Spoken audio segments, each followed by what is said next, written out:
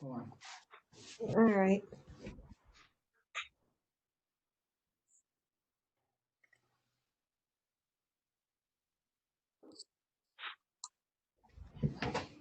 Say, can you hear me now? Hey, Bob, you have it, and we're recording, and we're ready to roll. All right, we're going to call the meeting to order at 6:01. I'd like to welcome everybody and thank everybody for coming. We have a great turnout. It looks like we've got, what's that, 24 people so far, so total. We're going to have our budget workshop tonight, and we'll start off. Dr. Glover has a presentation for us, and then we'll have a discussion on that. Okay, great. So thanks, Bob. Anyone board-wise, if you have questions, just throw them in as I go. Just remembering that we have lag in there somewhere along the way. Just get this pulled up here for everybody. I have some board. I gave you kind of the preview version that has been posted online that has been updated a little bit because this is moving as fast as our stuff was at the beginning of the year with the closure and all the changes. Just as an example, I had a meeting this morning talking about some of the budget issues and had the frequently asked questions tonight, and I received 2 versions of that already because guidance has changed since some of the information has come out. So just for fair warning there. Okay, that is up and running. Let me share this with everybody.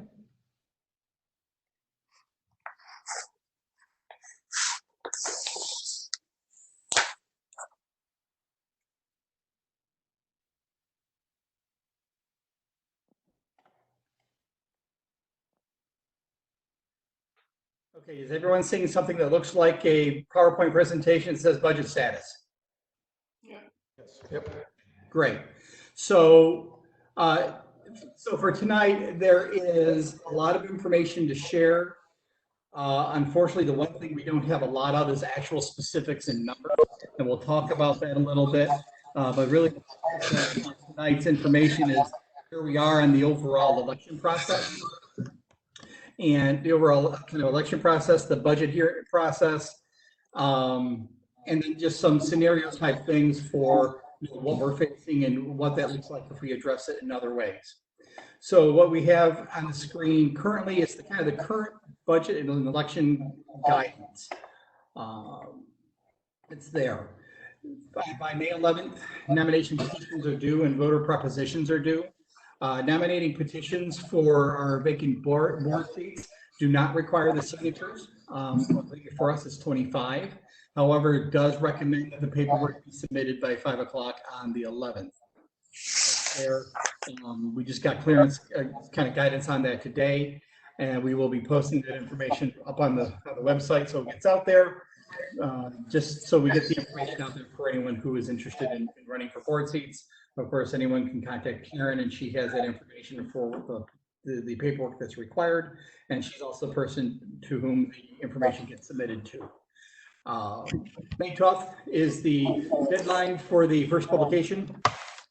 We're going to work really hard to beat that deadline. One of the challenges we're having with the timeline provided by the governor is that he didn't give us a lot of lead time on anything. So when we're looking at getting that first notification out, we're only required to do 2 now rather than 4. So in the 2 public notices that need to go out, for some schools that have a weekly newspaper like we do for our official newspaper, they're not going to be able to hit that deadline. Been working with Amy for the Eagle. They said they should be able to get it into the Eagle newspaper for this Thursday's publication. Hopefully they can. If they do, we'll meet this deadline. If they can, it's going to end up being the whatever the Thursday is, which I think is the 14th. But that's just simply because we have a weekly newspaper. There isn't anything we can do about it. That's there. So we're going to do our best to get that into Thursday's paper, and we'll go from there. Folks who are in the military have the same, have until the 15th to request a ballot, but we're going to talk a little bit more about the ballots in a second. The deadline for the school board, us to adopt the budget, is being recommended to be the 21st. Now, by statute, it's supposed to be within a certain number of days prior to the budget vote, which would make it the 26th. However, because you have to have a passed budget before you can have your tax report card sent to the state for certification, you have to have your budget passed before you can do that you can do your tax report card. So you have to pass the budget before you can send out the card. So the recommendation is that we have the budget done by the 21st. The 22nd is a property tax report card, unless we adopt the budget sooner. If we adopted a budget sooner, then their report cards due by the end of business, the next business day to the state. We have to have copies of our budget available for folks between May 26th and June 9th. Budget hearing has to take place sometime within that same time frame. The deadline for the mailing of any budget newsletter is the 3rd. With the vote taking place on the 9th, all ballots being submitted by 5 o'clock. Now, I talk about ballots being submitted by 5 o'clock because there is no polling place this year. So folks will not be able to come to the school to vote. The latest executive order has required the school districts to send out absentee ballots to all qualified voters. So everyone will be voting by mail. What we need to do is be able to mail out all the absentee ballots like we would to anyone else to all eligible voters in the district.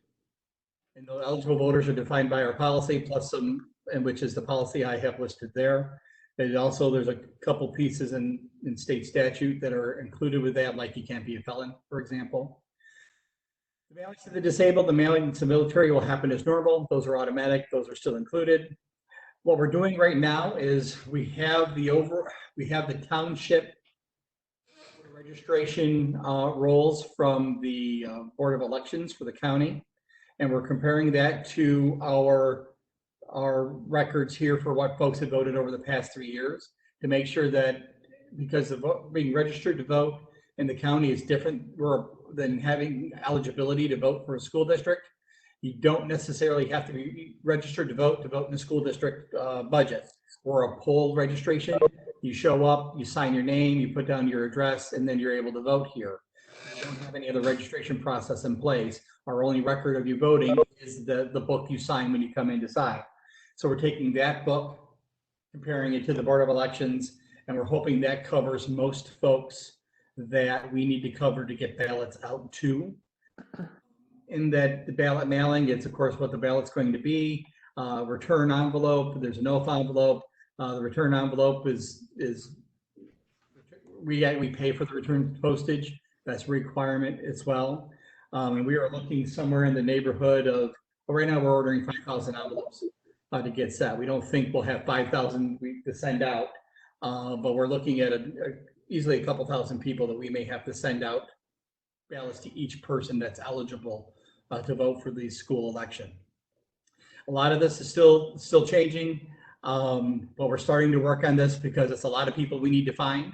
We're trying to cast the widest net possible to get as many people as we can to be included, making sure that we include some language out there that indicates that if we missed you, please let us know so we can get you a ballot.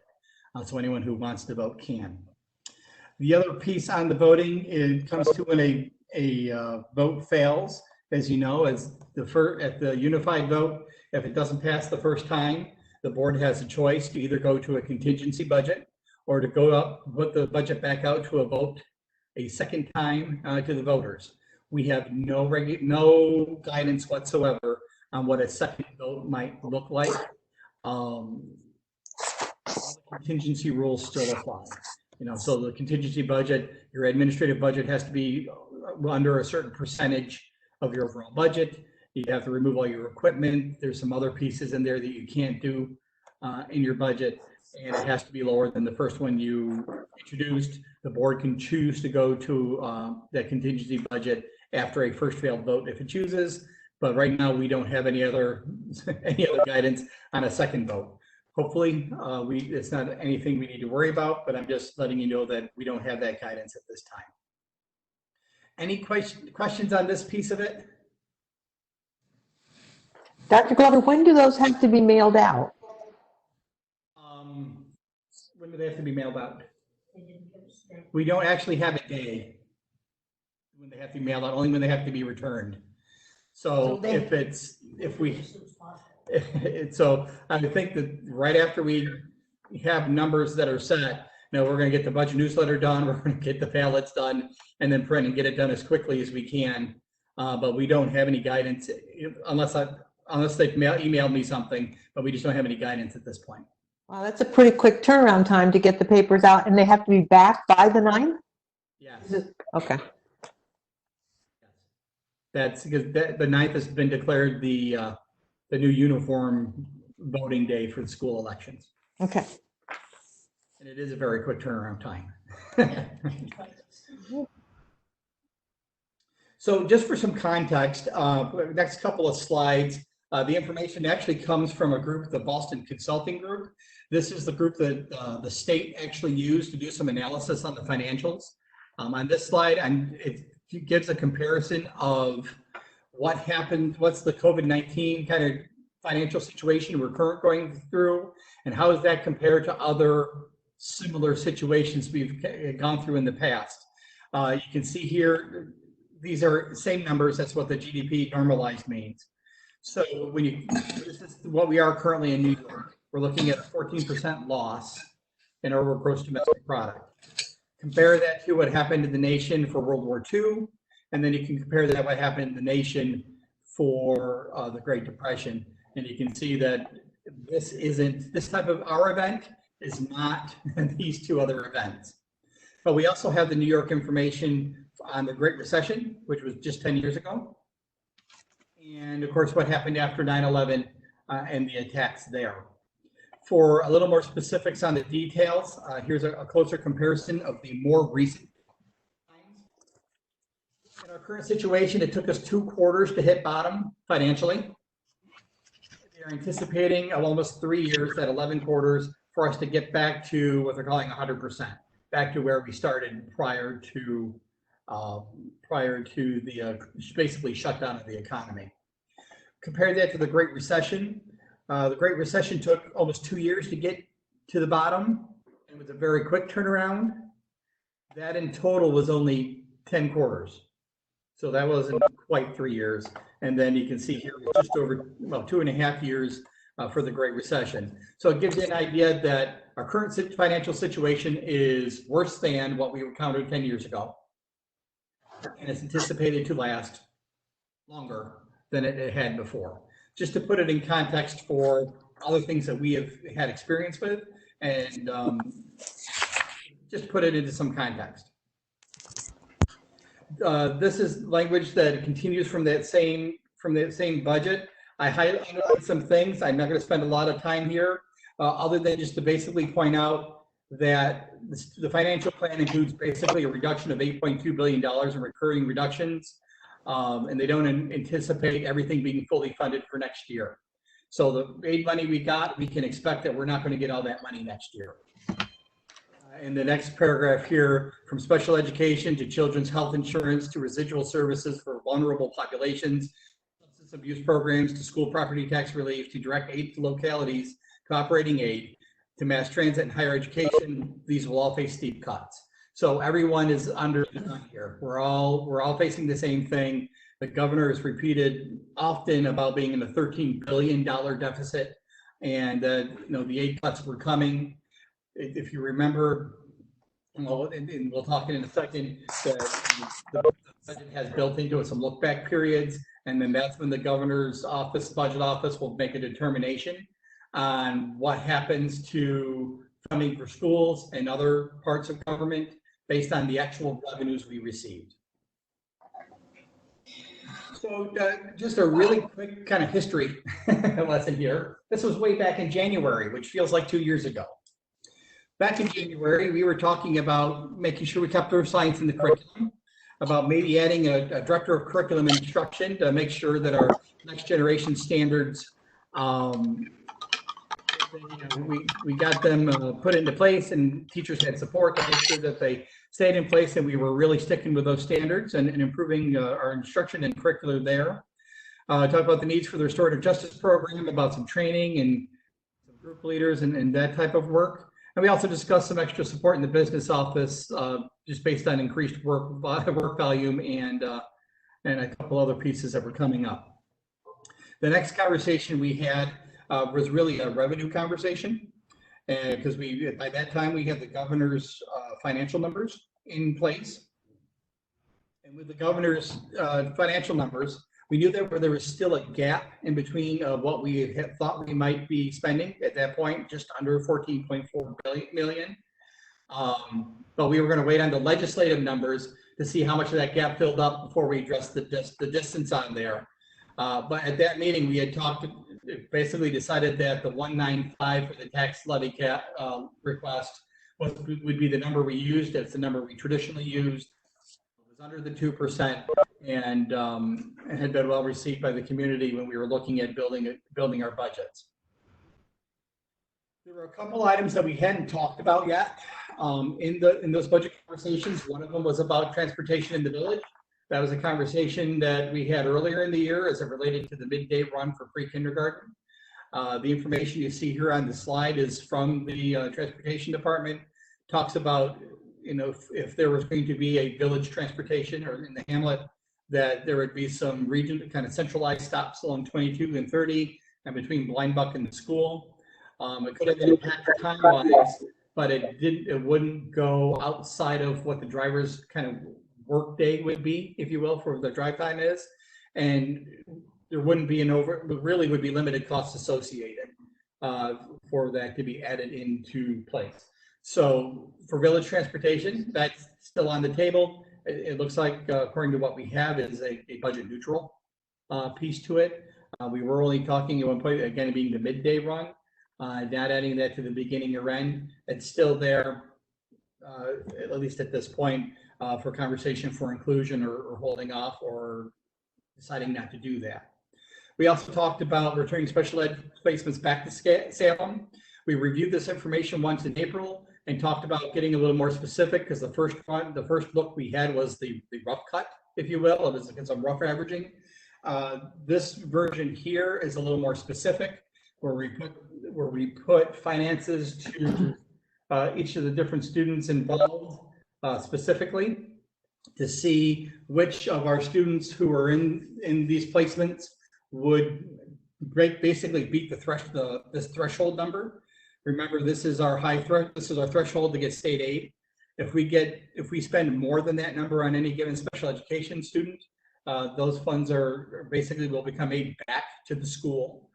Sometimes that trails between 1 to 2 years, sometimes more than 2 years, but the aid does eventually get back to the school district. As you can tell, the last time the numbers were closer to 150, 160. As we got more specific, they did bring those costs down a bit to 145. It's still $42,000 more expensive than how we are currently educating those students, and 3 of those students would hit the threshold, which would garner us an aid of about $49,000. So that's the follow-up to the last meeting. It would be an additional cost to the district to do this, but this was still a piece of a conversation of, is this something we wanted to be able to do? And we talked about really kind of the philosophy of wanting to have our students in Salem and the benefits of that happening. And this is the costing that fits behind it here. So there's the numbers. Our challenge, I'm sorry, were there questions to that? Or anything before? Dave, could we have people mute their microphones if they're not talking? Because sometimes there's ruffling and stuff, so it's sometimes hard to catch what you're saying. Yep, Bob, you should have control over that.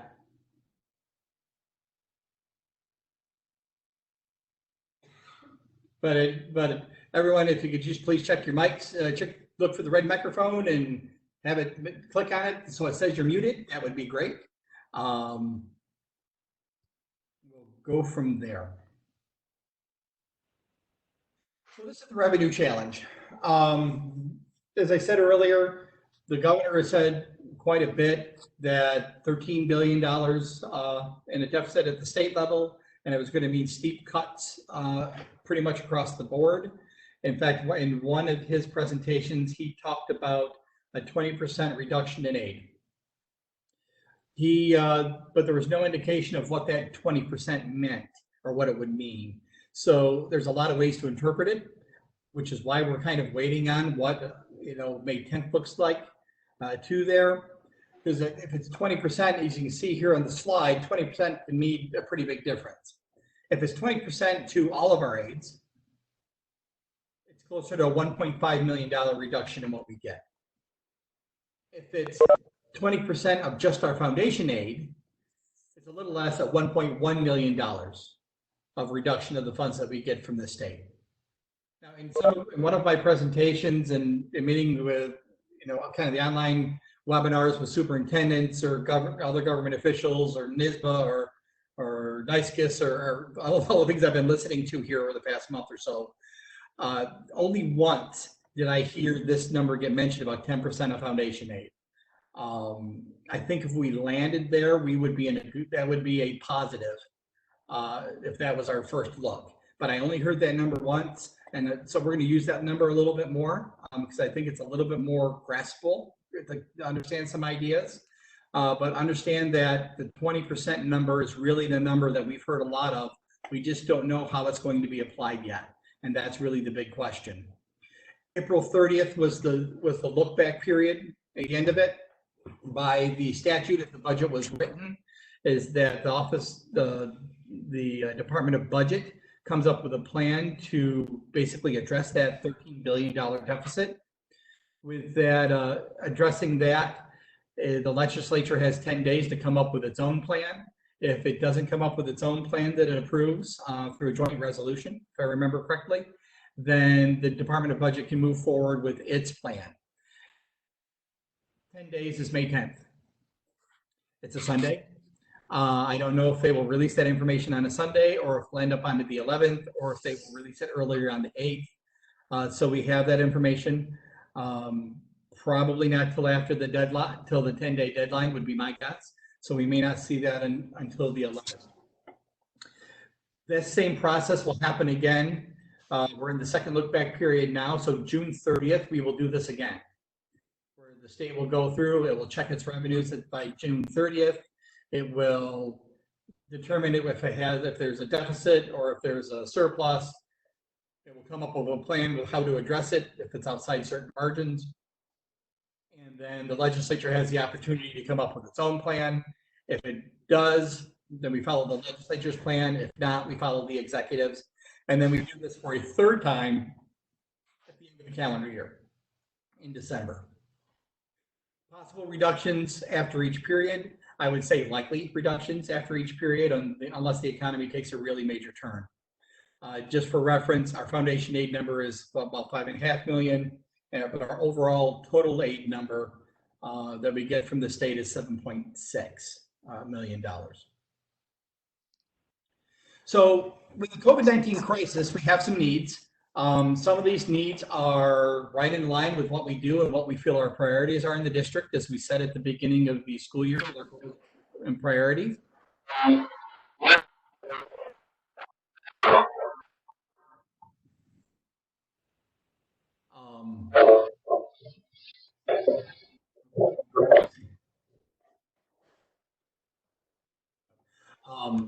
So there are some things that we already do. Yep, thanks, Bob. There's some things here we already do.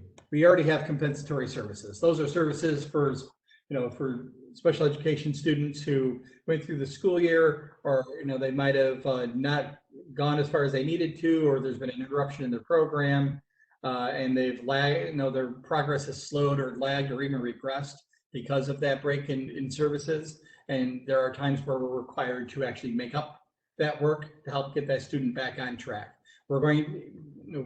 Students have lost 30% of their education this year in the school building, though the teachers have done wonderful work in the remote learning setting, but there's still going to be compensatory services we need to worry about. We also know we're going to need to have some type of increase in remedial services or service those differently. We know some students have embraced the remote learning opportunities and some students have even flourished in this environment. But we also have some students where the challenges were too great or weren't able to engage in these learning pieces and are going to have some holes in their learning that we're going to need to help kind of fill back in as we get back to school for whatever our new normal looks like. There's also some conversations about, can we do some of this remedial work or starting to get students academic footing back over the summer. We are still waiting on the governor at the end of the month. He should give us an indication about what summer school could or may look like. And then we'll have some conversations from there if we're able to move forward. But those three things are things we currently do. We do those already. It's just we're going to need to do more of them, likely here for the upcoming school year. The items that are underlined are new. Social distancing adjustments is probably our biggest adjustment we need to look at. You know, how do we maintain six feet of distance between kids on a bus, in the cafeteria, in a classroom? How does that look? Does that mean that, you know, I don't think we can do that in what we would remember as being a regular school day where everyone's in school every day, and exchanging classes or having 20 kids in the classroom. We may need to look at some type of rotation type of approach where students are in the school building at certain weeks and at home in other weeks, whether that's by week or by day, or looking at some other approaches toward how do we keep our kids socially distanced, and how do we make sure that those personal protective equipment is available for faculty and staff, and also, you know, for kids if that's part of the requirement in order to help kind of keep the spread of COVID at a slow pace, as we have been this year. We're going to need to do some enhanced cleaning. We started some of this right just before the closures had started, where we were cleaning the buses once a day, where we were actually disinfecting the whole cafeteria on a daily basis. But with more kids in the building, we're going to have to look at being more diligent on bathrooms, on door handles, and commonly used areas to make sure everything is disinfected really on a daily or nightly basis. So that will be a need for us. Increased PPE equipment. Currently, cafeteria has it because for food preparation. Our custodial folks and our cleaners have it because they need it for what they're doing in their work. Our nurse has some. You might find a science lab or two that has some, but you're not going to find every classroom that has gloves in the classroom or masks in their classrooms. And we may need to look at something similar to Kleenex boxes, where it's every classroom, they have a box of Kleenex in their classroom. We might have to make sure that they have a box of gloves in their classrooms when teachers have them available. So there's increased PPE because we need to be able to provide that for more people. And also we need to have a greater remote learning capacity. If we're looking at possibly not bringing the full student population back on a regular basis, we're going to need to still be able to do this remotely. I'm sure folks have seen the news where there's conversations of COVID kind of ramping back up in the fall or in the winter during the flu season, which means we could be closed again. And if we're closed again, we're going to need to be able to do this again. Now, we do have our application, which is almost approved at the state for the Smart Bond funding, which would help in this area. But we're currently having some challenges.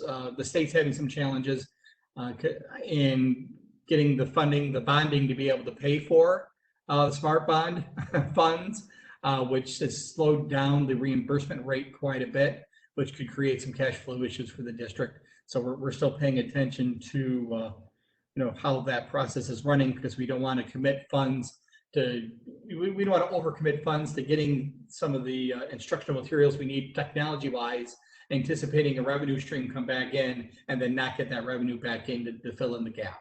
So we're working on that piece. We're just waiting on some state guidance. Like I said, I had mentioned previously, some of our pieces line right up.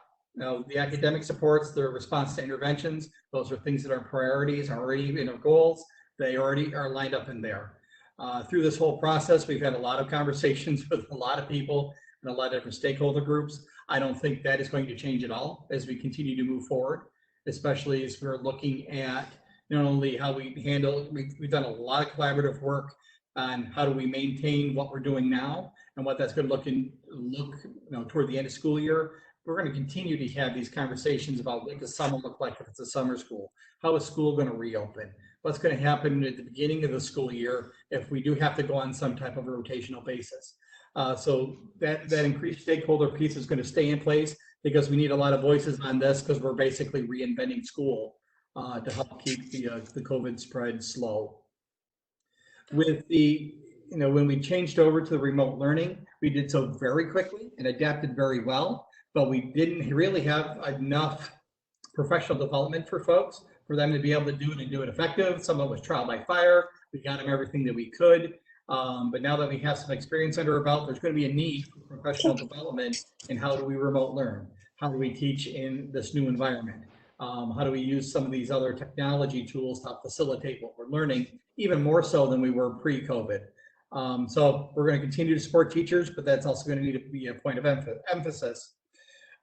We've talked about mental health services. They were important before COVID. They are more important now for everyone involved. The district did a lot this year investing in mental health and safety for kids. We've also made some investments here in the mid part. You actually here just a couple of weeks ago at the Employee Assistance Program. It helps provide some supports for our faculty and staff. But that's a priority of the boards. It's also going to need to be something we need to hold dear and important as we move forward. And of course, the communication piece, where the website has been the main hub of information. Our website is it's selected. We're working on populating it. And I'm sure at this point, Amy's fingernails are gone. Her fingers are probably down to the nub for the amount of work that she's been doing for the schools and the amount of communications we've had to do with the school district she's working with. But I know she's working diligently on getting that website populated and up to date so we can get the new website switched over, which will be important as we continue through into the next school year, and also keep our communications as frequent as we need them to be, so everyone stays informed. Any questions to this point?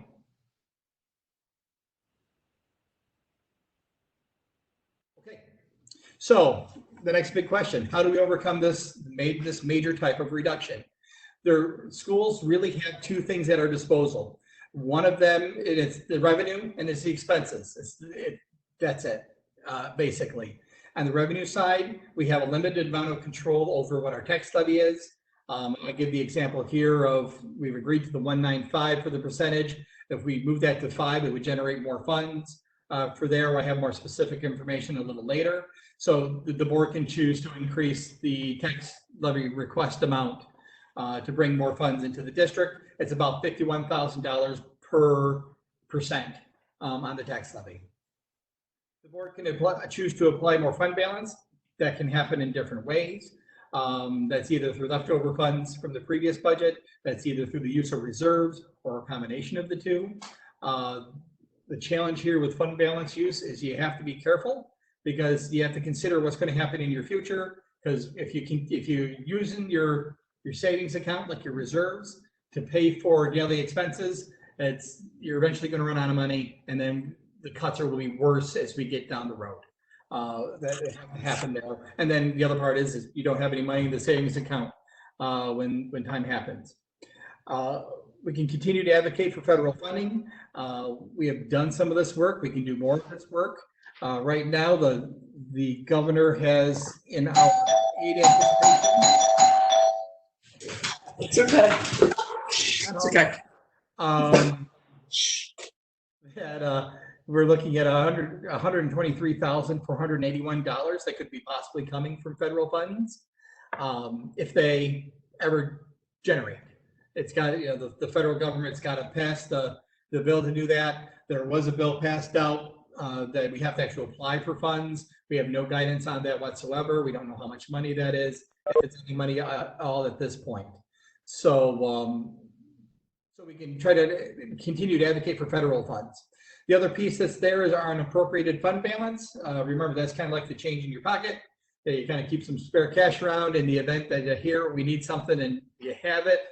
The state says that number is supposed to be at 4%. And if it's not at 4%, then they usually, make a comment to it in an audit report. However, there has been some conversations about if that 4% is feasible in our current environment. When you consider that, we could be looking at 3 cuts in a school year. And if you don't have any funds available, if you don't want to cut to that 3 cut, so let's say that the first cut is $500,000, and so we cut to that $500,000, or we come up with whatever we come up with, and then they do the same thing for the next 2 times. Our overall budget got cut $1.5 million. If we look down the road, we're going to have decreasing returns to be able to reduce in our budget, or even to throw more fund balance at something. That's where an unappropriated fund balance comes into place. But the dollar amount that we might have there would exceed the 4%. And that's something the board needs to kind of consider of, how do you feel about that? There are some places that do it every year. It just is part of it, where they may have 5, 6, 7, 8% that's in there. There are times where ours is over 4%, but that's usually due to, when we base numbers on when we work on our 4% before we have our audited numbers, it is at the 4%, and then they audit the numbers and it ends up being over the percent by a fraction to there. That's how we've operated. But if there's a spot where we need to hold some funds to be able to have something to kind of protect against any unforeseen, cuts we know are coming, we just don't know how much they are, the unappropriated fund balance might be a place to do that. Then there's the expense side, and there's the things you always do first. You always re-examine your current contracts, you look at your expenses, and how you do some things to get some savings. You get creative, you sharpen your pencil, and we do that, and we do a lot of that. We do it all the time, in trying to keep some expenses down. Part of that is normally refinancing your debt. If you can get something refinanced to a lower percentage. Unfortunately, we did that last year. So we've already taken advantage of that opportunity for the refinancing a piece. And then then you start basically reducing materials, supplies, and equipment, which we've actually already done for this budget, with the exception of the swing for the OT and PT folks. That is still in the budget currently. And then it turns to programs and staff. When you look at our budget, you'll see that the capital budget is just under $1.5 million. The administrative component budget is under $1.5 million, and the program budget is about 11. And every year, everyone hears me say that that's the program budget. That's where the money belongs, is in the program budget, because that's where the kids are, that's where the teachers are, that's where the magic happens, is in the program budget. Unfortunately, when we get into these situations, it's also the program budget is where the money is when we have to look at overall reductions. So 2 sides. Ideally, you don't do it just one way, right? You just don't throw all your reserves at it, and you just don't throw all you just don't cut all your expenses to it. Somewhere there's a balance in here between the 2. And then what that mix is really kind of based off of how we feel things are going to move forward. So in our most recent budget thinking, this is where we are. So if the board were to say to me tonight, says, Dave, we need to have a budget tonight, I would say, here's your budget. This is what you see in front of you. We are currently to have the budget reduced to between 14.1 and 14.2 million. There is still a bit of deficit there, but that is easily rectified with really a couple little moves, and then we're at a even budget. We're balanced. This budget here pretty much eliminates all those ideas from the initial budget, with the exception of the restorative justice piece. So that's no director of curriculum instruction. That's the earth science teachers removed from the equation for the high school because we don't have that spot filled. That is also no additional support in the business office. Material supplies and most equipment, again, except for the OT-PT swing, is at 0. We basically reduced by an administrator last year by moving the CSE chairperson position to a stipended position that the school psychologist currently is doing and doing well. Basically, we keep that model. Talk about our science being removed. Ms. Adams has been working with the science department and me on some solutions, and she's put some solutions into place so students aren't going to be impacted in their diploma approaches. Funds are included here. We had some negotiations coming up with SIA. We are not required to keep those funds in a budget, so we remove them to there. Non-union salaries are held flat from last year.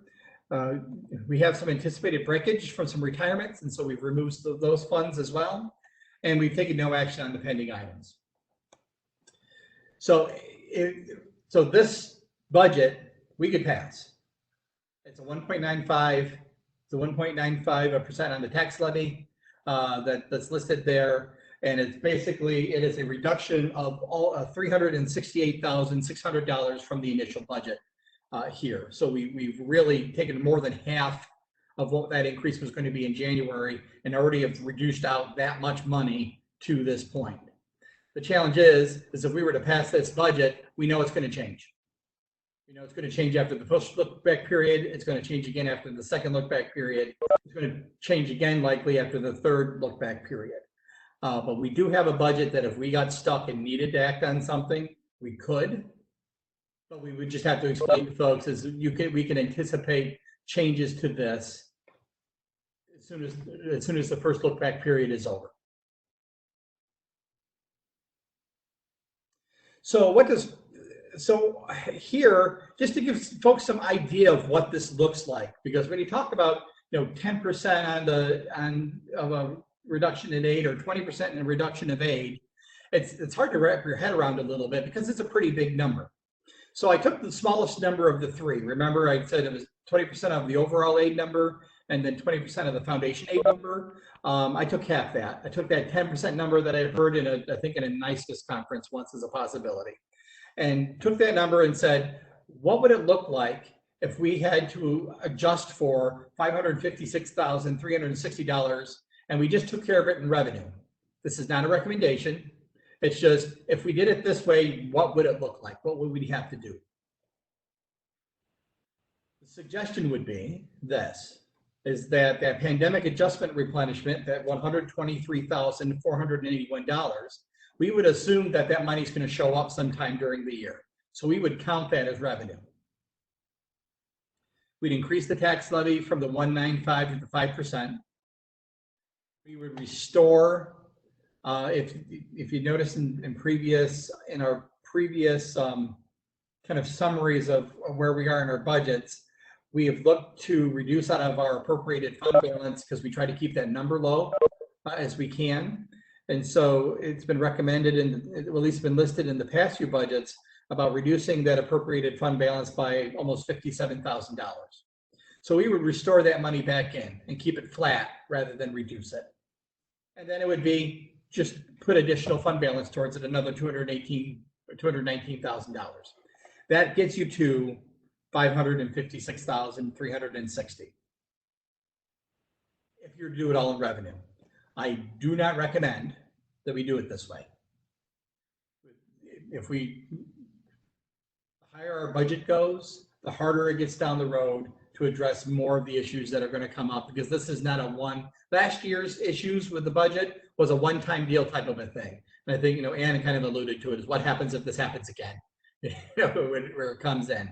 But that was a one-time thing where we used fund balance to address it, because we, at that point, had every belief that we would be able to take a couple of years and back off those numbers as things caught up to each other to there, not knowing that the next school year COVID would show up and then we would have these challenges.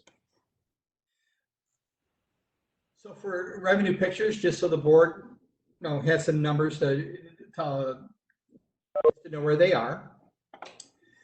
And our tax levy, this is the number where we were, that we were planning on that 1.95%. That's just under $100,000. It's almost 2%. You can see there. And then it's $51,000 every percent after that. So to go from here to here is where we get that $156,000 number, is from the jump from here to the jump to here. But when you only get 51,000, 52,000 per percent on the levy, there's only so much that a tax levy increase could do.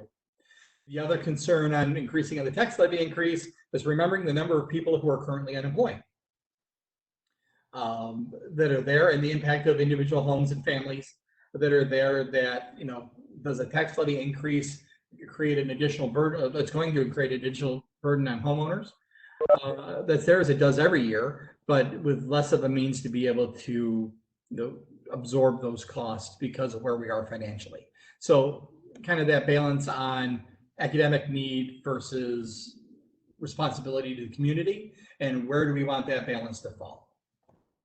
The table beneath that are where our reserves are. All of these require some level of voter approval to access these funds. This is, using these funds, and I'm not talking like our TRS, our ERS reserve, where we appropriate those funds, we use those funds, and then we replenish those funds, and we do that on an annual basis. That's there.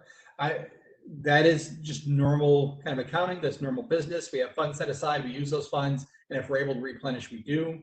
If we were to say we need to take the insurance reserve and liquidate it and brought it to the voters through the budget, saying that we're going to use the insurance reserve as part of our fund balance, once that money's gone, it's gone. It's not there anymore. That part of the savings account is gone. And next year we still have to find a way to find that money, and we don't have a revenue stream for it other than back to the savings account, unless the state comes through or property values change. Any questions on the revenue side?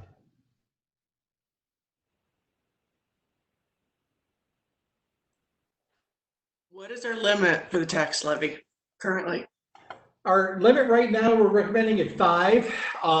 It's floating a little bit as numbers change and as we get more information. I think the official number is closer to 5.3. No, So we could go out without having the supermajority? 5.1 is our cap number. So if we go over 5.1, that's when you have to go for a supermajority. But as long as we're below that 5.1 number, we don't need the supermajority. You just need the 50% plus 1 vote that's there. The challenge that comes in going over 2% is that perception of what the tax levy cap is, because it's been called since its inception the 2% tax cap, but it's not really a 2% tax cap. When they talk about that baseline marker, it's 2% or CPI, whichever is lower, and that's the beginning of what your tax cap piece is. And then there's a whole formula that gets built behind it that allows your levy amount to go up or your levy amount to go down. And so it fluctuates a little bit. And then we've had a couple of years where we've been at 0, and the law allows you to carry last year's numbers forward to the next year. So 5% right now, 5.1 is that number where we're allowed to go to that number and not have to go to a supermajority.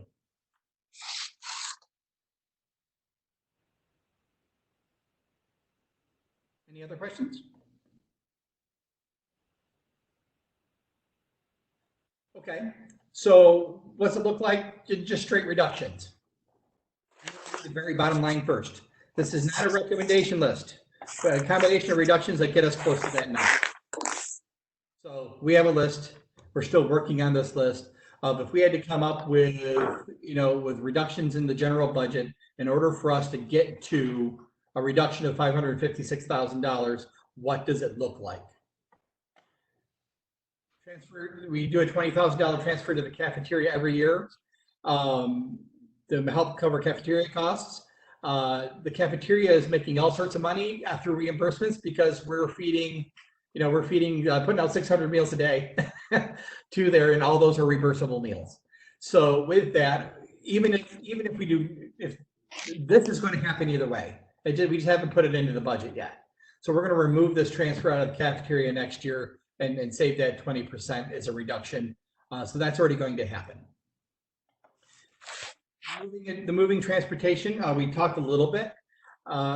here, we're gonna start to have some conversations, we think, on taking the current director of transportation and seeing if we couldn't do that through stipends. Have not had any formal or official conversations with anyone yet. It's still an idea that we're talking about, but that could generate some savings. So that would be another administrator out of the mix to there, but we think we will be able to get done what we need to get done still, doing it through stipends rather than doing it by an individual person. That's not to say that we don't anticipate some challenges if we do this way, because we've been used to having a dedicated person in this role for a very long time. But given that we're planning on Scott's retirement here in July, and then after that, it's moving to this model. It's worked well in CSE, and we have high hopes that it will continue to work well in the transportation department.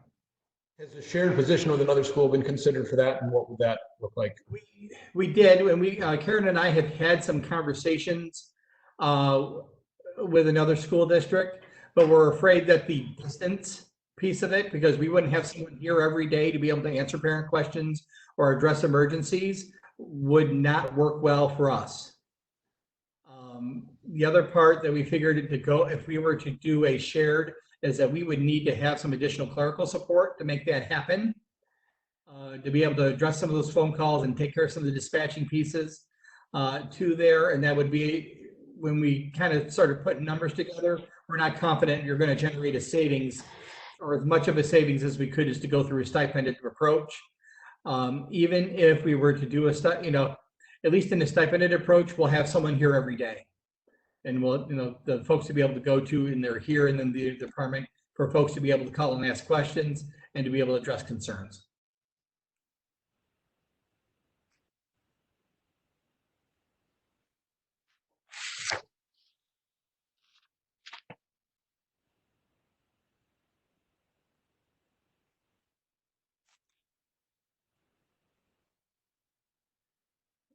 Anything else on that, Bob, or are we good? Nope, that's good. Okay, great, thank you. For the CSE office, moving that to a halftime position, I'm not confident we could reduce that position entirely. It's a very busy office. To be honest, I'm not fully confident that moving that position to part-time will cover it sufficiently, and we would likely have to move some of that work out of that office in order for everything to be handled. But it's currently in a vacancy spot. We have not filled this position yet, and if there would be a time to take action on it, now would be the time while it's still a vacancy. So that's a possibility. Eliminate the night supervisor. We currently have a night supervisor. This is basically eliminating the position, not the person. We're not talking about reducing custodian, just their supervisory responsibilities. And then we'd be putting those back to Justin to there. And you can see that basically what you see there would be the stipended amount as an example. We've talked about pre-K before. We talked about the transportation. There's the transportation number. The full pre-K program is listed there for what its savings would be. If we were to take 2 teachers here, I just list them out of the high school. That's what the potential savings would be there. Extracurricular activities, that number is all of those. We would not, I would not recommend reducing all of those. I think there's some extracurriculars we need to keep intact into place. But that is just, again, it's just an example number of what do our extracurriculars cost us. And then a 25% reduction in athletics. Again, a hypothetical. I don't know what that looks like. We would have to talk to folks. That could mean we could do that in a variety of approaches, whether not supporting teams or not having modified levels or reduction in material costs or other pieces. But we're about $200,000 is our entire athletic program. And it's just listed as an example of where a reduction could fall. And you can see there, it gets me just about $2,000 shy. But again, this is just an exemplary list. It is not an actual list. To give folks an idea of if we have to just cut, this dollar amount, what might it look like? And this gives an example.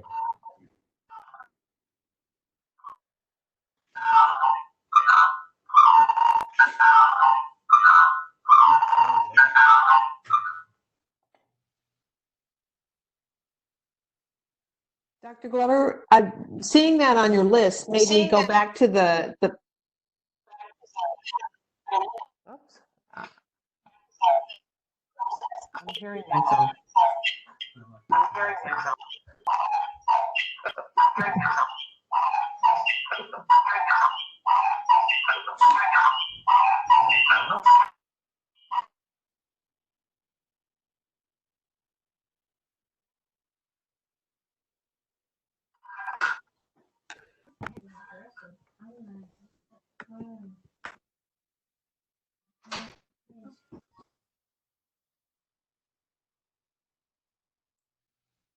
Okay, and you might have to turn down your speaker when you talk.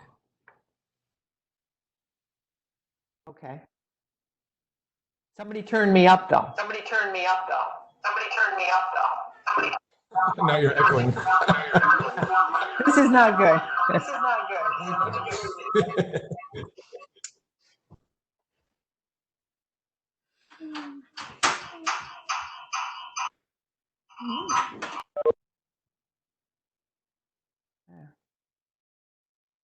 that better? Yep, I think so. Sounds perfect. Okay. So when we're talking about the athletic component, is it embedded in different parts of the budget? You said it's up to $200,000, but is it in different component parts of the budget? Because it didn't seem to be that there's just broken out for athletics. So just curious how it's done in the budget. Karen tells me it's in the pupil services part of the budget, which would be under the program component. Got the line item?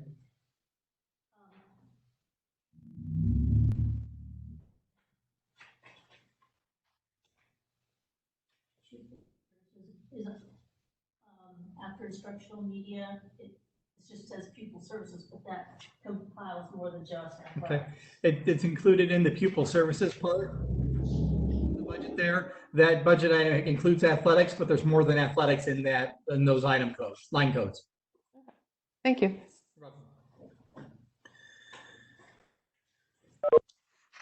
Here again, this is not a recommendation list. This is if we had to cut a full $556,000, this is what it would look like.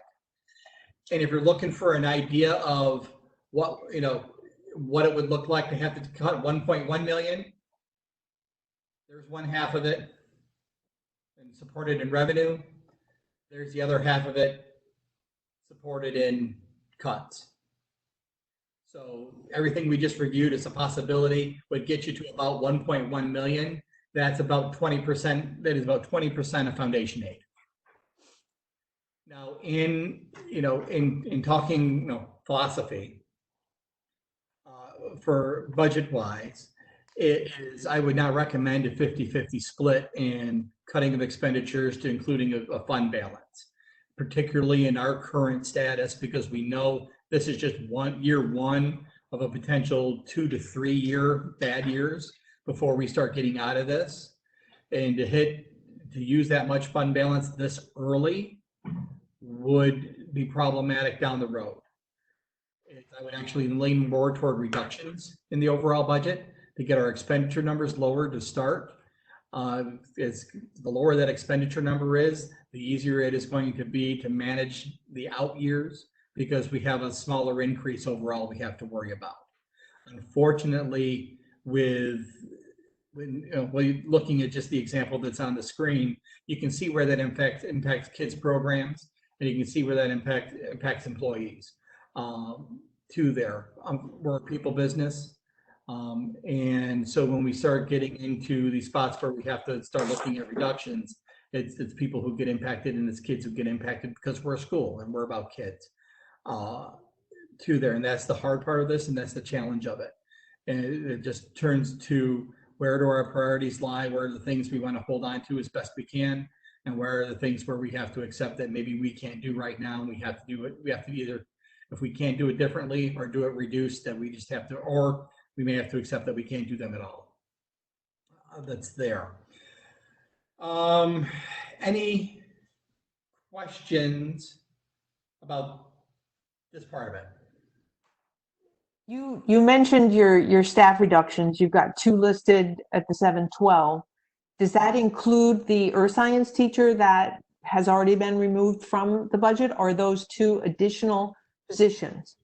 Those are 2 additional positions. Where would you target those to come from? These 2 in particular come out of academic support and out of the business department. Okay. And I'm assuming if you have on this list your pre-K program, that is an elementary teacher and an additional aide? That is the aide and the least senior teacher on our list. Okay. Remembering that it's our least senior teacher who would be reduced in force first. Correct. But it's 2 positions there. Yes.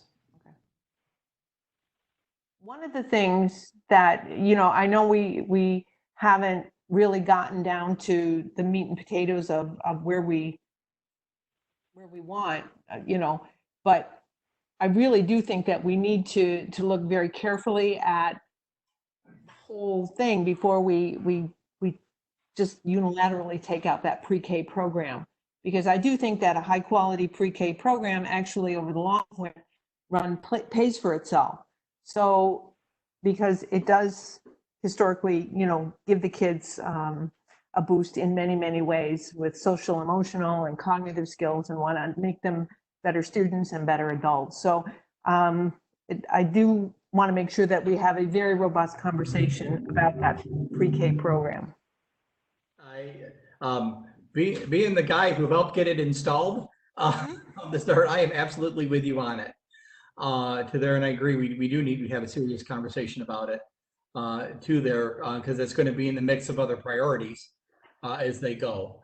And the other problem with the pre-K program is now we've removed all their pre-K options in Salem. By starting this program, we took out all the other programs. So now we're really looking for need if we take this program out.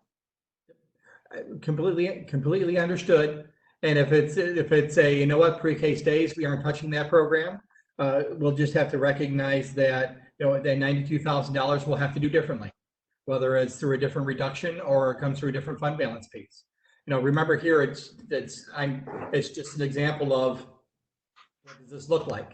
There's other things that we've done that aren't on here, and it's not because I'm picking one thing over the other. It was literally, how close can I get to $556,360 to them? So that's it. Pre-K is here. We've talked about it before. We talked about the transportation a lot. But if we decide that, pre-K needs to stay, okay, then it'll stay. It's just if we need to still worry about, $92,000, we'll have to worry about it differently as well. And the same applies to any of that, with the exception of the transfer of the cafeteria. That's pretty much a done deal. That's not included in that other, that's easy. We're going to do that. Don't even sweat it. That's there. But the other part is, the rest of this is not easy. This is just not easy. I have a quick question on the slide, and they're not big numbers, but just for clarification. My recollection when we talked about pre-K transfer in the past is that we talked about a larger number than that. Is that, am I misremembering that, or is there, I was thinking we had talked, I don't remember the exact number, 22,000, 23,000. Yeah, talking over my shoulder about it being a lower number. The other piece to think on here, if it was a bigger number, Bob, is gas prices have dropped quite a bit.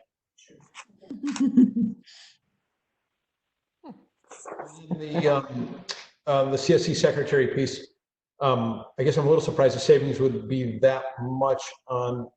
So we figure that position costs us double that as is. No, I think it's the health insurance piece that has that number higher, Bob. Because if you consider a family plan in there, it's about 30. There's about $30,000 for a family plan by itself. So when you consider health insurance benefits, comp, all the other benefit pieces that go with it. Benefits would be there even with a half-time position. Yeah. Well, but remember, that's a savings number. So so 30,000 of that is likely to be the health insurance piece. Yep.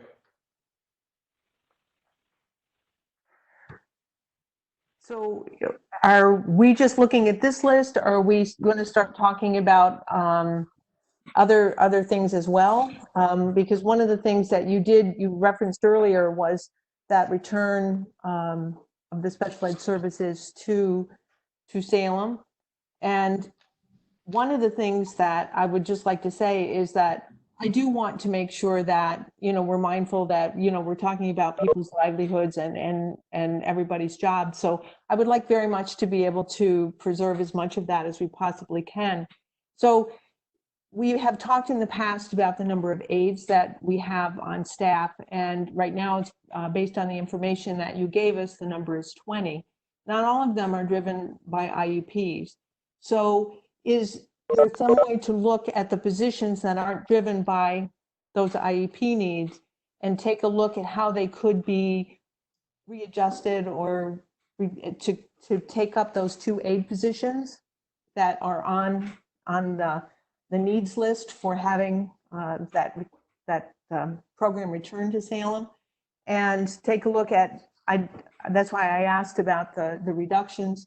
So is there some way that we can preserve, that's why I asked about it. I didn't know what teacher, you were talking about, but to see if we can, because if that money is going to be spent, and it needs to be spent, I would just like to see it spent here to preserve our positions and to give the Salem students, the programming in their own schools. So is that something that has been considered?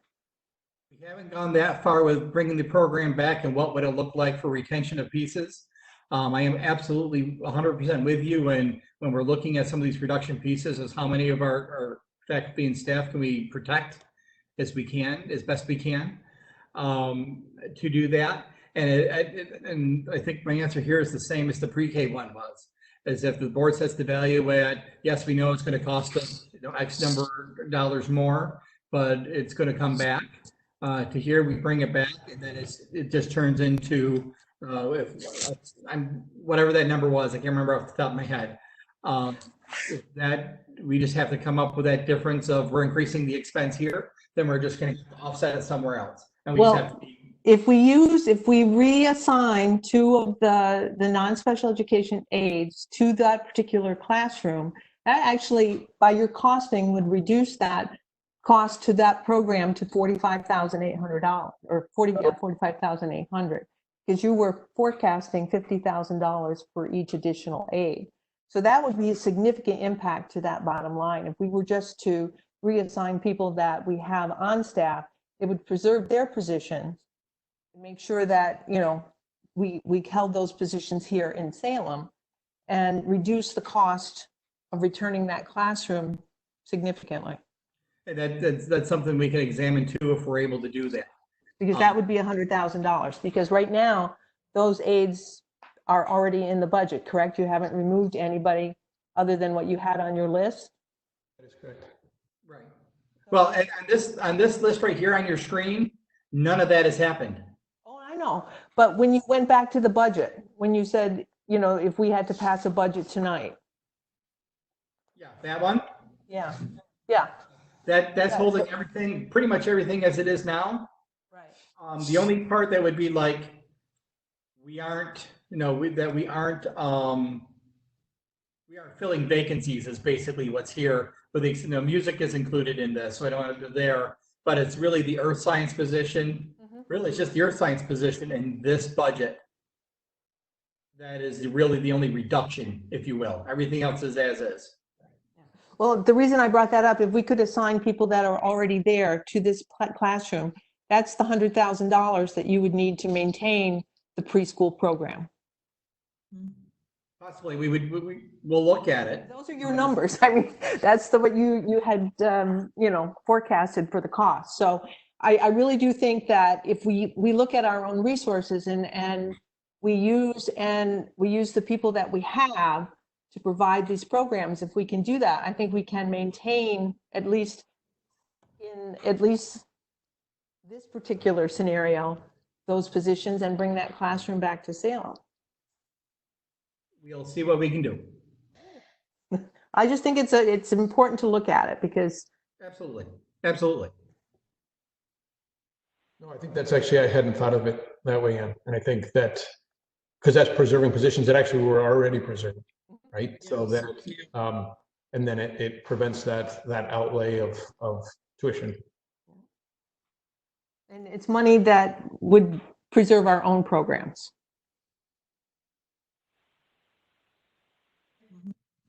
I got it noted.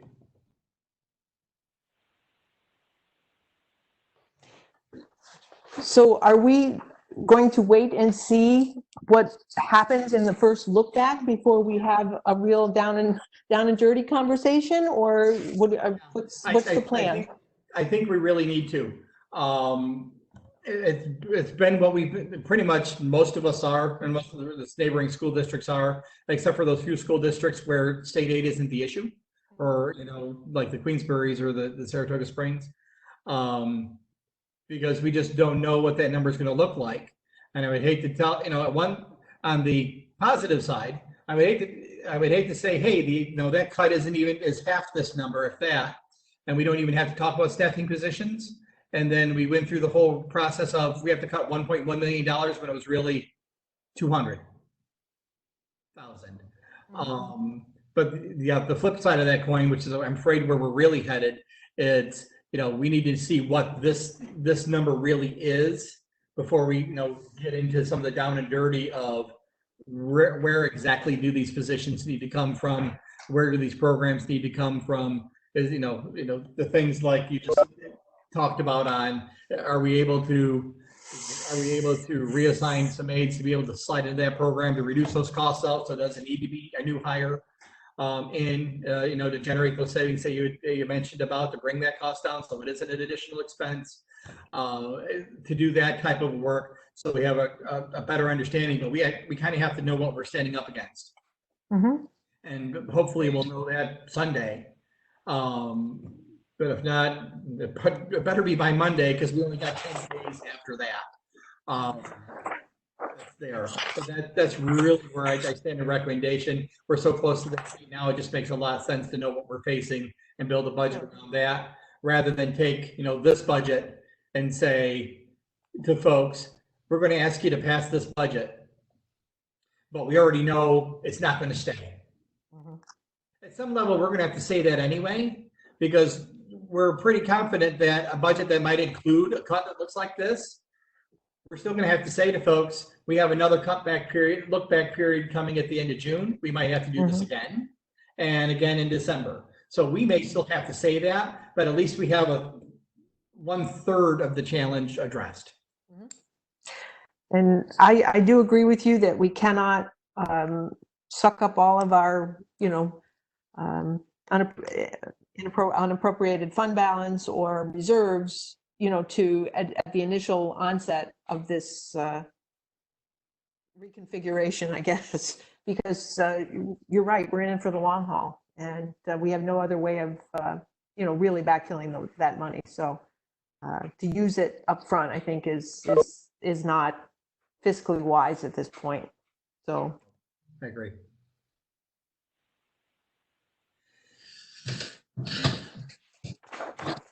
Anything else on these pieces? just one question that I was looking at between going back to the budgets, the draft component parts that you gave us. There was from the first one that you gave us to the newest one that was dated, well, the one that I have is in April 22nd. There's an increase in BOCES services. I was just wondering if you could just let me know what that entailed. Yes, can you hear me? Yes. Yep. That increase is because we've got our final service request form, and I went down line by line by line, and there was a significant increase in the special ed costs that we are anticipating. So those are the actual numbers from our final service request form from the BOCES for 2021 school year. Okay, great, thank you. You're welcome.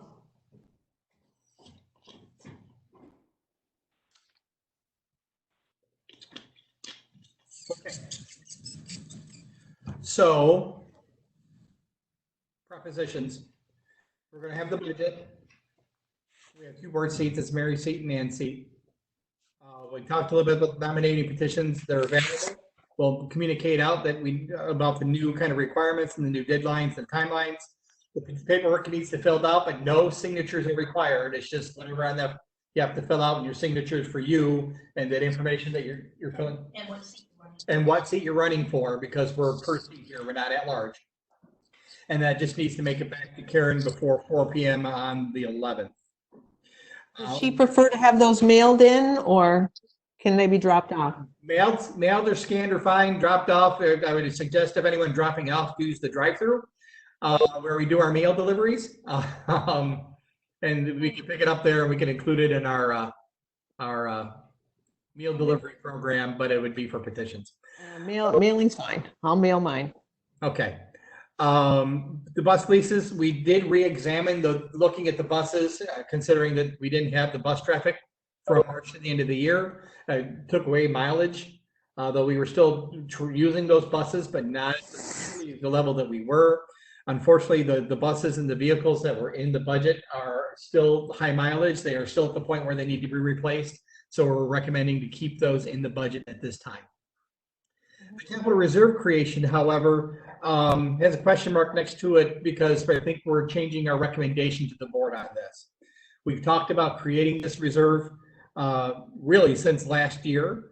We were going to suggest it last year, but when we had kind of that blip in expenditures for special ed needs, that at that point we couldn't really justify because of that, what we thought would be a one-time anomaly in the cost. So we held off for a year and held those funds. Looking at what we're going to face here this year, at this point, we're at a spot again where we can't really solidly recommend that we go out for the creation of a capital reserve in this kind of financial stress time. It's important we don't lose focus of down the road, that 5-7 years down the road, funds there best we can to be able to address the physical plant needs. There are going to be future capital projects we need to worry about. So we're going to want to reconsider a capital reserve at some point. We just don't think this year is the best time. If the board feels strongly differently about that, please let us know and we can keep it on. But at this point, we're really recommending to remove the capital reserve piece off of the ballot for the 2021 school year. And the library one is still on there. That was requested by the library. And so that will remain on for the ballot. So here's the basic calendar of where we're headed. This is tonight, is the workshop. On or about the 10th is when we get the state budget update. Somewhere between there and there, we are going to need to have a conversation or two. Now, if we want to do it through this format again, through a budget workshop, if the board wants to put together an ad hoc committee to get into those details a little bit more and then bring recommendations back to the board, we can do it that way. But it's a very fast turnaround. Really, it's 9 days that we have some things to put together. So we're going to need at least to have at least one more conversation as a board, I would think, or at least in a format to talk about what this budget's going to look like. We currently have the 19th is our scheduled board meeting, which would be at this point when we would want to approve that budget. The last day to approve that budget is the 21st. So if we decided we wanted to move the date, we could. I am currently planning and recommending the public hearing happen on June 2nd. It's the last day we can do that. It's 7 days before the actual budget, before the budget vote, if you will. There is still a requirement for a public hearing. It will be done in this same type of a format that's here. And then, of course, it's on the 9th is when we will actually open up. We will open up all the envelopes. That actually has to be done in public view. So we will be running a WebEx so everyone can watch Karen and her crew open up envelopes and count votes and count tallies for budgets, for the budget vote and the other items and the proposition. Of course, anyone who is on the ballot access to the room by law, of course, with social distancing and appropriate masks and what have you for safety. And then it's, what do we want to do at that point? We're on creating a meeting to accept those. We're working on trying to get a machine to be able to do a machine count. We have a couple ideas in mind that we just started working on today. If we can do something through a machine count, we anticipate being able to have a meeting that night just to accept the budget results and be able to move forward from there. If not, we're afraid it's going to take longer than just that night, and we may want to look at a later date, even if it doesn't end up being till when our next scheduled board meeting is, to actually have that conversation. Actually accept the votes. We would report on official. Results to there, but that's kind of a to be determined and something to think about as we approach. That is kind of planned calendar. Next steps we talked about already, and then we talked tonight. Got to get those state numbers. In between these next couple of days, we need to have some budget workshops. I didn't say the 11th. I'm giving a little buffer time in there for the state in the event that we don't get anything till the 11th.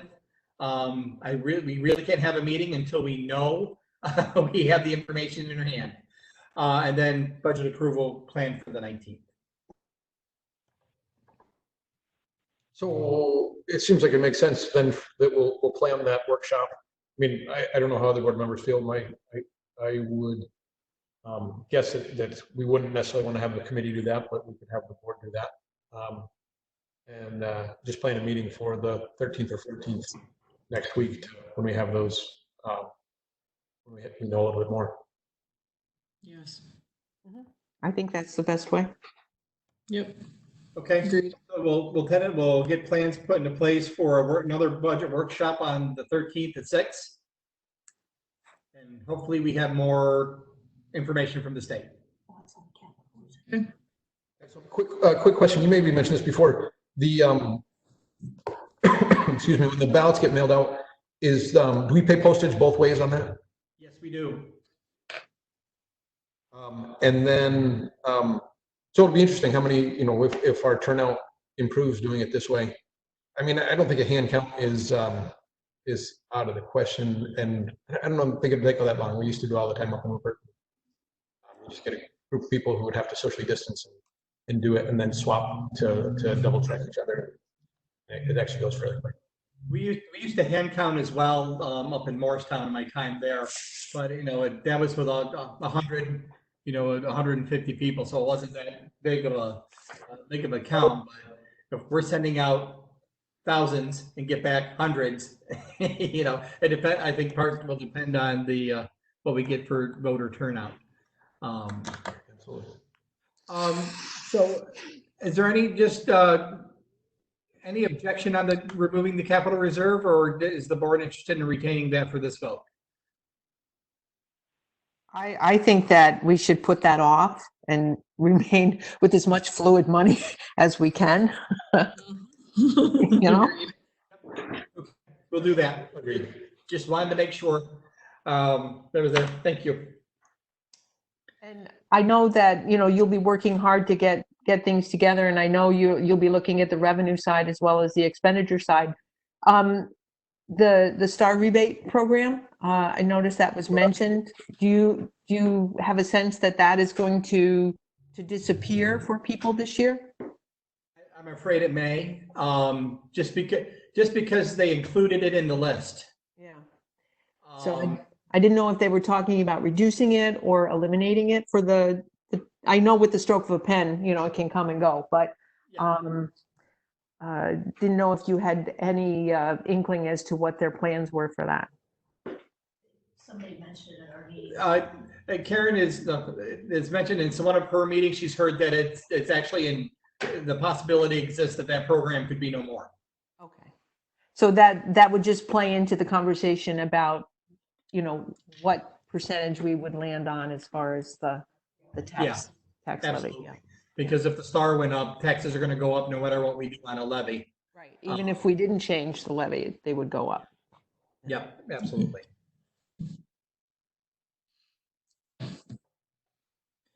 So, Bob, unless there's any other questions on the budget, that's all on the budget side of things I have. I wish it were happier news.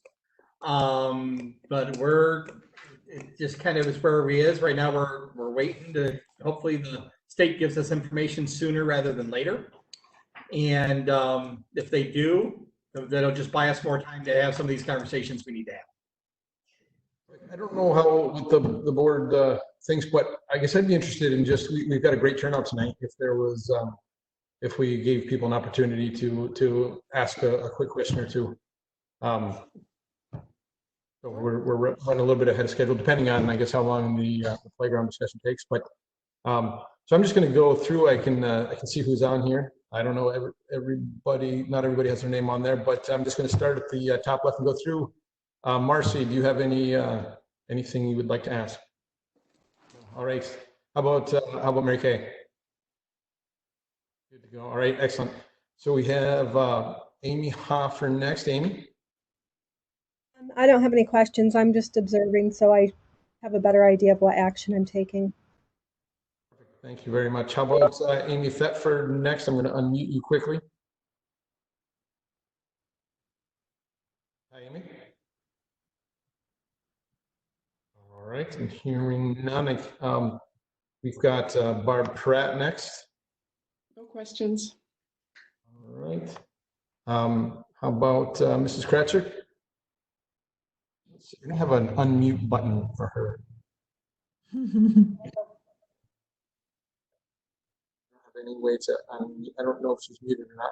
Are you on, Bev? And you can They may not have their microphones on. They may have done something with the video. right. I don't even see that she has a microphone, but how about Brenda Levy? I just had a comment that Dave has just been absolutely amazing to this whole thing. I just wanted the board to know that he has just been easy to work with in the kitchen and the bus garage and everything else that's going there. I just wanted the board to really know that. Excellent. Well, thank you very much. Thank you for that feedback. That's great. All right, moving on. I'm not sure. We've got call in user number 11 who is not muted. Not sure who that is. They're not speaking, so there's a couple other call in people here who just are calling in on their phone. Hearing no comment from them, I'm going to keep moving on to Don Nolan.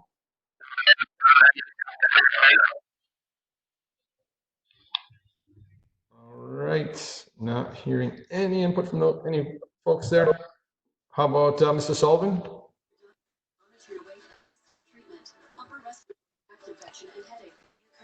All right, hearing no input there. Jackie on. How about Justin Brzezinski?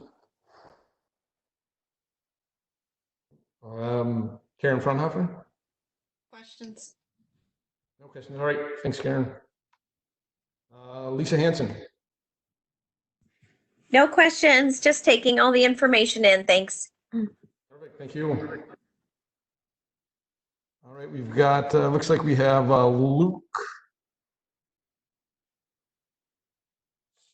All right. No questions. Mary and Stacy Parker. Hi, just want to say that I know that Dr. Glover and the board have a difficult job ahead of them, and that we appreciate everything everybody is doing. I know it's difficult times, so thank you for everybody working together and listening to one another, and hopefully we can come up with a plan that's good for everybody.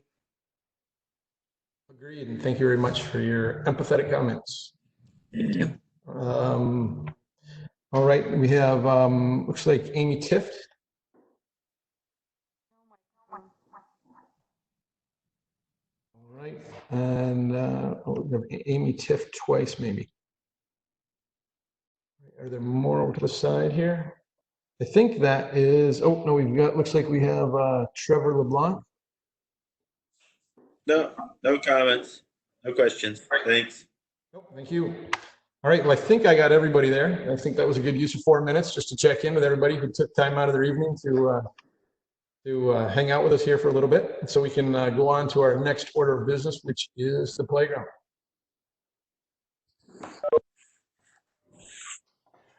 Okay, so I'm bringing up all sorts of versions of Playground that we have here. Because we got a couple versions that are up. So it's just give me a second. So you guys aren't looking at gray screens, or at least I'm going to try not to have you guys look at gray screens that are there. So we are.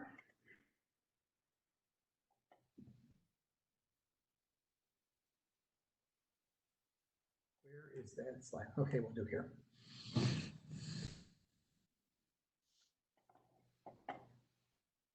So this is not the screen where it all started. This is way back in the beginning. So just really kind of quick on the history piece. We started off with, can you see that okay? Mm-hmm. Okay, so we kind of started off here in the first round of what might a playground look like. This was, I can't resist doing one in school colors, so here's what it would look like that I shared with the board. And then we kind of looked at, this was a preset that was in place. That's the jungle version. Here is probably the most obnoxious color combination they have in the papaya version. It's there. If you want bright, I don't think you get much brighter unless you eliminate it. But in this, at one point, the board was interested in what does a climbing wall look with primary colors. Here's what it looks like. I like that. And so it goes there, and it would also go there, if you can see it on the jungle gym there, on the kind of the jungle gym, whatever they call that officially. So that's what that looks like, and it's a really good picture of it. So if you like that, we can keep that. So this was kind of all of the round ones. This was the rainforest palette that was in place with different pieces. And so from there it went to, let's talk about some different versions. And I believe hold on,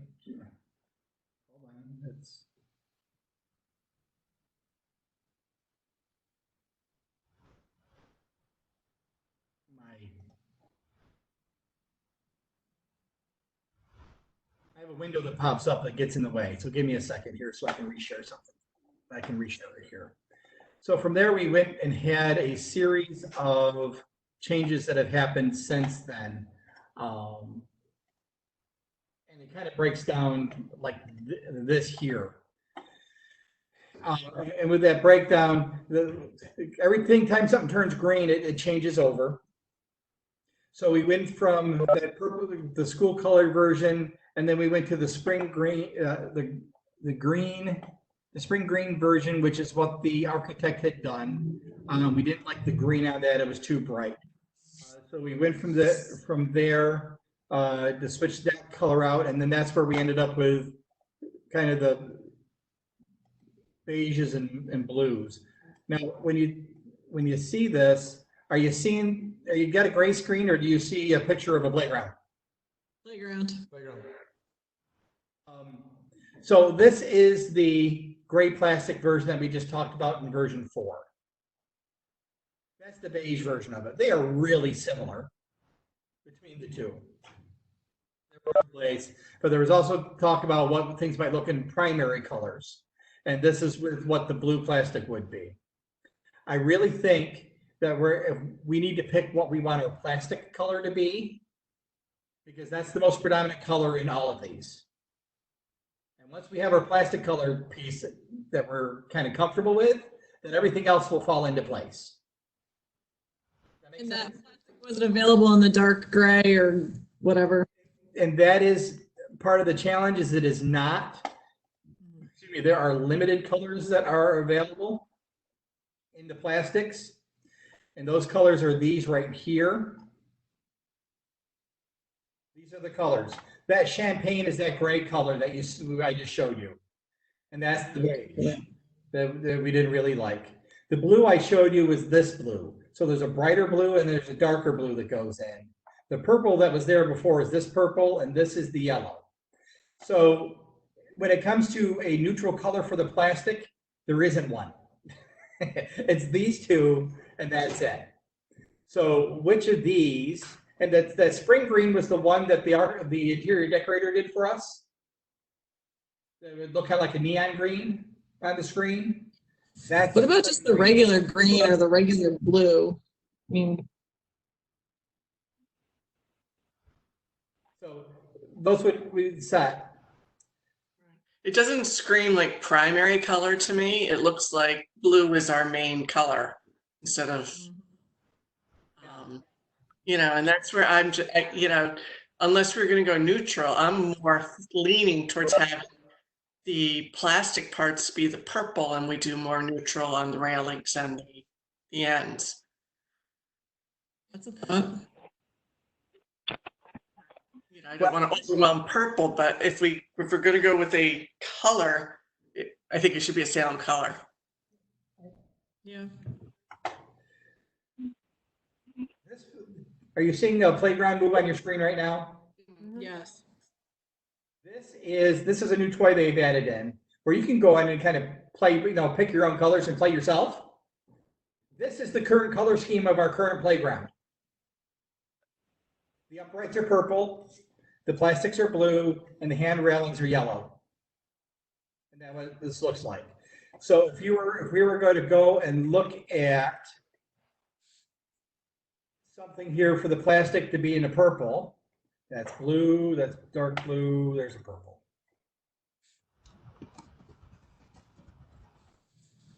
The deck is still that dark gray that's there, because that hasn't changed much. I think everyone likes the dark gray and the colors there, right? And so the decking there is kind of the two-tone. We'll keep that. This HDPD piece is like this piece right here. See this yellow piece right here? That's what that is. I'm just going to put that as a neutral color. For the metal, this is the hand railings. Yeah, I don't like that.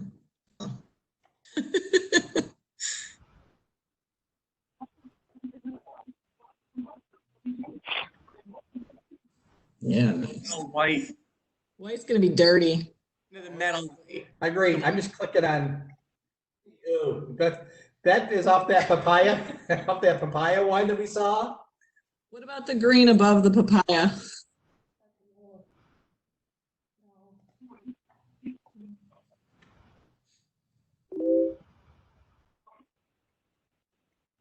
It's not bad.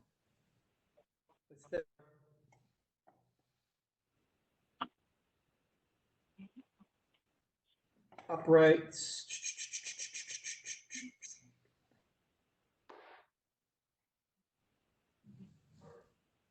You get this version of purple, at least on this, that blue and that purple are very close to each other. Yeah. I'm gonna add some more colors to it. What's your comment? I can't, hold on.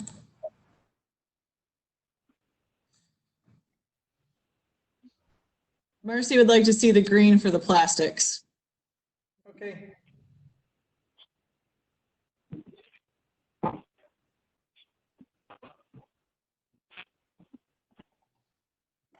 The other green down, like on the top row, but This one. yeah. Just curious. Okay. A little brighter. Yeah.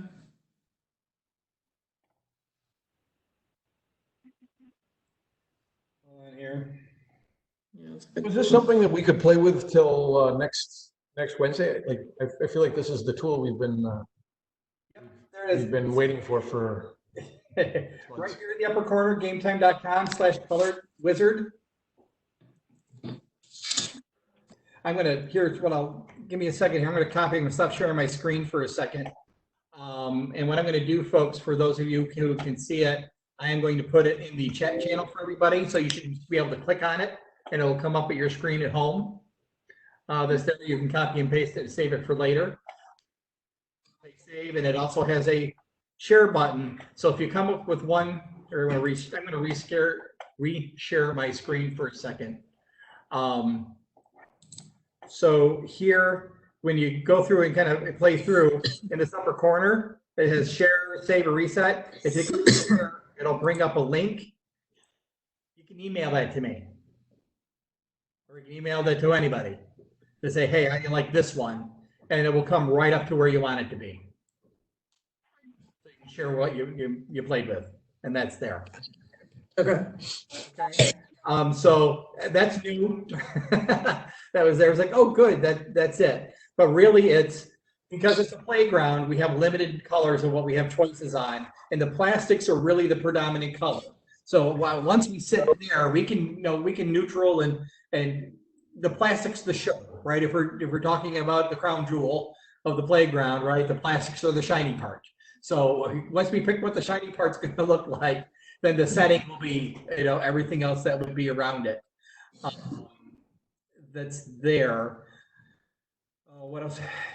On this slide here, just for, these are all the pieces that are set. This is in our board agenda board, and for everyone else listening, that this whole thing is attached to the agenda tonight. So if you go under playground, it's there for the playground changes, okay?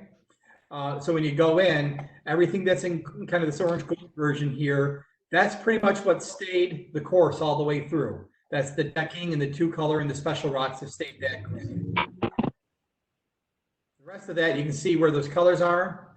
Now, when you kind of go through and play on this, you're going to be given the option of 3 structures.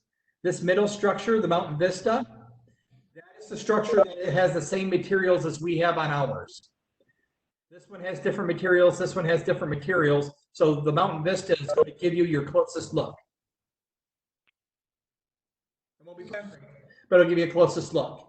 And on board, if you find something you like and you want to see it and what it would look like in ours, send me that link. I can send it to the company. They will do us another rendering, and then we'll have it to show.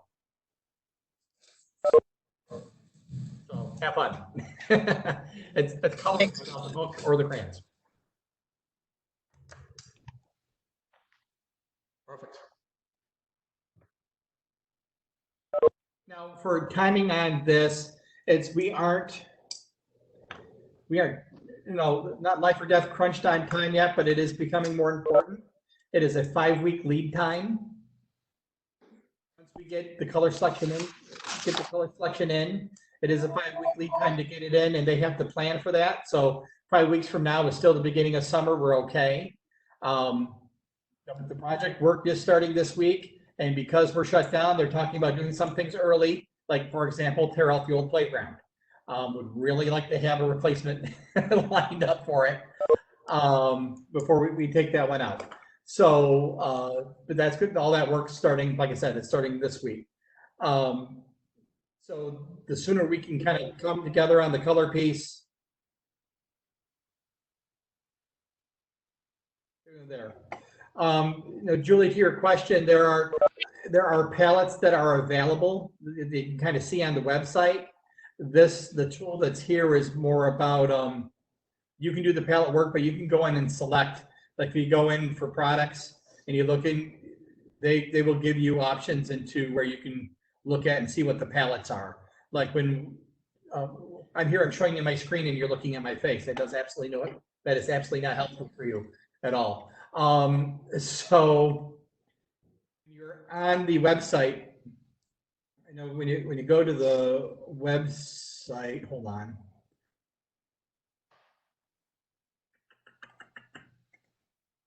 So when you go up and you go to the website here at Game Time, you can search for products, and when you search for products for solutions, it will give you palette options like in the cataloging, so you can see what other palettes in there you might like. That's in there, and that has like different versions. You can go in and look and say, hey, I really like the rainforest one, and so that can be included as an option, and we've done a little bit of that. Back to our original drawings. This is custom work here. This is one of those palettes. That's the jungle palette, if you can see there. So both are available to there. But in the tool itself, there isn't anything where you can say, I want to see what this palette looks like. Okay. Okay. And that's what they have for playground until we, it's just, I guess that's why we recommend playground a little bit. If you find a link one you like, send it to me. I'll get them together. We'll get things put together for renderings and we'll look and go from there. Way include more. I know it's very hard with the restrictions and everything, but like some of this would often fall to like the communications committee, just for more of a input on, I don't think that it just should be 5 or 6 people making the decision. I'd like it more of a community decision, I guess. Anyone on the call is welcome to do the same thing. Yeah, I would say that's here. I just get a suggestion made to me about that. I let the kids pick. And I think it's a little bit of a challenge now to do that. It's certainly something we could come together to get some kid voices to it. But at the end, kind of with everything else we've done with the playground, it's the kids kind of come up with the dreams and what they look like, and then we kind of tempered those by what the adults would make some sense. Like kids wanted trampolines and water parks at that time. We kind of took trampolines out of the playground. That's there. Sounds like time-wise, though, we don't really have the opportunity to send it out to everybody, Mary, I think. Yeah. We're in a spot where we're a little bit more crunched for time. I think it's a good point, but I think also, people can contact any of the board members or superintendent, anybody on the call, if they had any input on this, or if they wanted to unmute here at the end, we could give people an opportunity. I think also as far as, I think the kids are going to use it no matter what color it is. I think that to some degree I guess from my perspective, there's certain things that we would let the kids have lots of input on, like what's there, versus maybe some of the colors. I think that really some of what we've talked about is just the aesthetics and, just kind of we have such a classic looking building and not wanting to have something gaudy behind it. And that may be challenging with the color options that we have, but that is what it is. So unfortunately, but I think that, the kids have had input on what's there. I think they're going to use it. If it was gray, we all grew up, I guess at least most of us grew up, playing on either wooden or gray metal structure. So I'm not concerned that the kids aren't going to use it no matter what color it is. But I think that, if there are people who were either on this call, feel free to contact us with any input you have. Were you waving because you want to talk, Marcy? No. Okay. Anybody else actually right now who'd like to unmute themselves? I won't go through one by one because that took a little longer than I thought it would. But if anybody wants to unmute themselves and have any input now, that would be more than welcome.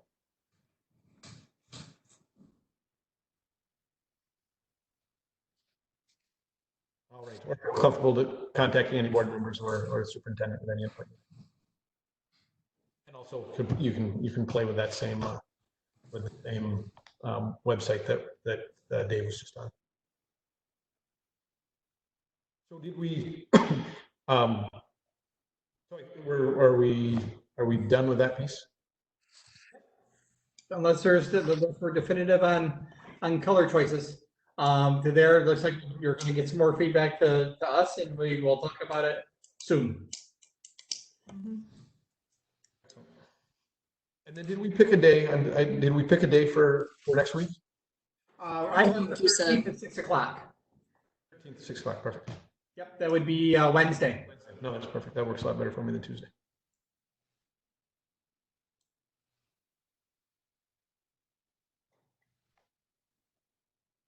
With that, unless there's anything else, I am all set.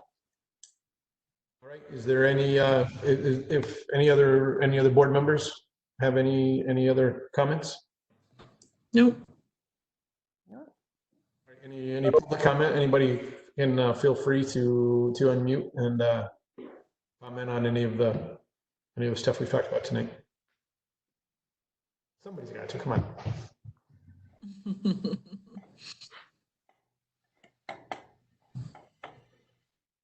All right. Well, so we will adjourn the meeting and see you next Wednesday. So the meeting is adjourned at 7:51. Bob, Thanks, remember to get the host back, please, so I can end the recording. Perfect.